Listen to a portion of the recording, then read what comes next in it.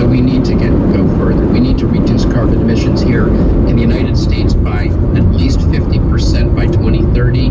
The IRA, Inflation Reduction Act, maybe gets us about 40%. So we've got to go further than that. And look, right now, the gatekeeper for climate legislation in the United States is a cold state Democrat in Joe Manchin. Only climate legislation that's approved by him can pass under these current in our current politics. That's why voters need to turn out in droves in these midterm elections so we can get a large enough majority of climate advocates, Democrats, and others who support climate action in Congress so that we can go further, so we can get more aggressive climate legislation passed. That'll put a price on carbon. That'll provide more subsidies for renewable energy. That will block new fossil fuel infrastructure. No less than the IEA, no cheerleader for renewable energy has said that if we are to keep warming below that catastrophic level of 3 degrees Fahrenheit, there can be no new fossil fuel infrastructure. That means we can't continue to fund new pipeline projects as we're currently doing here in the United States.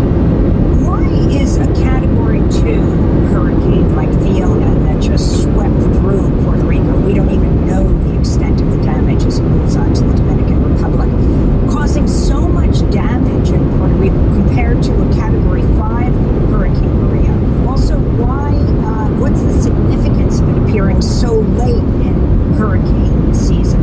And then also why the hurricane that is now the typhoon that has hit Japan is considered like the worst in half a century. What is causing this? Yeah, so again, it's pretty basic. The warming of the oceans, the planet's warming up, the oceans are warming up. That means there's more energy, there's more evaporation from the oceans, and it's that evaporation that provides the energy to intensify those storms, and it's what provides them all of that moisture. And so we get stronger, more intense storms, and they contain a lot more rainfall in them, so we get much more flooding. And that's what we're seeing over time. Now, the vagaries of any particular storm, we can't say this storm wouldn't have happened if not for climate change. What we can say is this particular storm was stronger, it was wetter, and it was more damaging than it would have been because of climate change. We can make that. And a comparison of the Atlantic storms to the Pacific storms? Yeah, this is a global, the physics here don't respect individual ocean basins. Everywhere you go, warmer oceans mean more intense hurricanes or typhoons, as we call them over there, and worse flooding with these storms. And that's really what we're seeing here.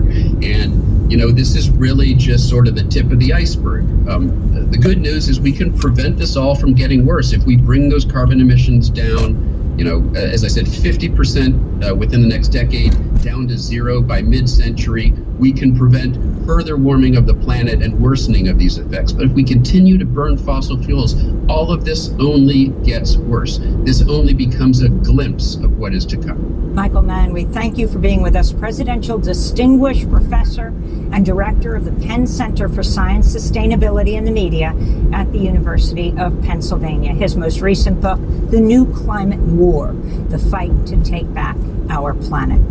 Next up, the state funeral of Queen Elizabeth II. We'll speak with Kayende Andrews, the UK's first professor of Black Studies, author of The New Age of Empire, How Racism and Colonialism Still Rule the World. Stay with us.